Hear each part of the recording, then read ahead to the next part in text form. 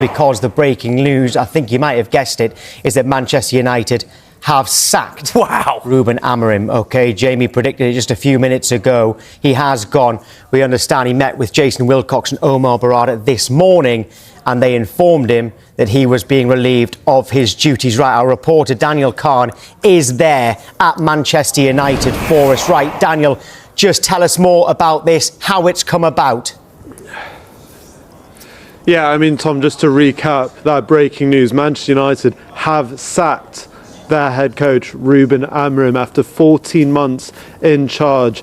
He met with the director of football, Jason Wilcox, and CEO Omar Barada this morning, who, as you mentioned, have relieved him of his duties. Now, this comes after his post-match comments after that 1-1 draw at Ellen Road yesterday, where he kept repeatedly saying he is the manager of Manchester United, not the head coach. But as we reported late last night, there'd been increased tension between Rúben Amorim and the hierarchy at Manchester United, especially between director of football Jason Wilcox, and that has led to the United boss leaving the club after 14 months. I told you earlier this morning there'd been a mood shift in recent weeks. This has been building up for weeks now, especially since Christmas Eve, and it seems like it has now come to a result of Rúben Amorim now leaving Manchester United just after that 1-1 draw yesterday. Incredible news this morning.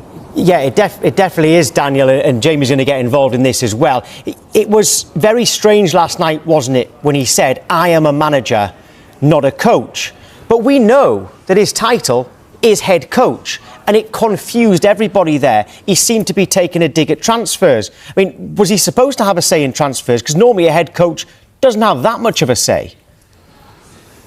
Yeah, Tom, I think there's two components to this. I think there's one that I think when he was referencing he's a manager, and he also referenced big names like Thomas Tuchel, Jose Mourinho, Antonio Conte. I think what he was saying there is he doesn't want to be dictated to like these big name managers in terms of their style of play. They will play however they want and deploy their teams however they want to win football games. And as we reported last night, a lot of this strained relationship between Amorim and the hierarchy had been about the tactical approach of the team this season. We know Amorim has always consistently been bullish about his 3-4-3 system. We've seen that tweaked in recent weeks against the likes of Bournemouth, that 4-4 draw at Old Trafford, the win against Newcastle. But then in the last two games, he reverted back to his 3-4-3 against Wolves, Leeds yesterday. Two uninspiring performances.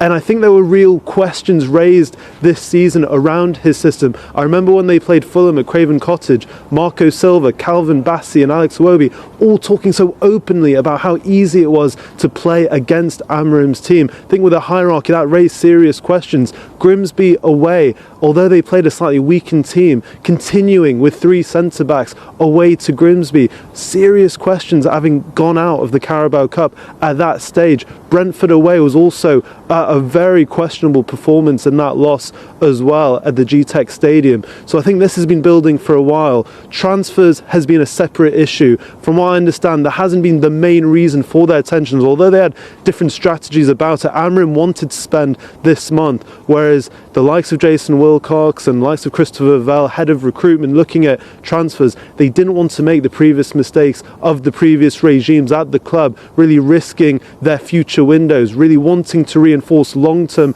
the midfield. For example, we know they have a short list of the likes of Carlos Baliba, Elliot Anderson, Adam Wharton. If they spent this month, that would put moves like that in jeopardy, and that's something, while being sixth in the table and just a few points off a Champions League place, they don't want to do this month. So look, there's been a few components to this, and it just felt like they ended up on the wrong sides of this argument, and now that has resulted in Rúben Amorim leaving the club. Yeah, it's big news. Daniel will be back with you later in the day, no doubt. Thank you.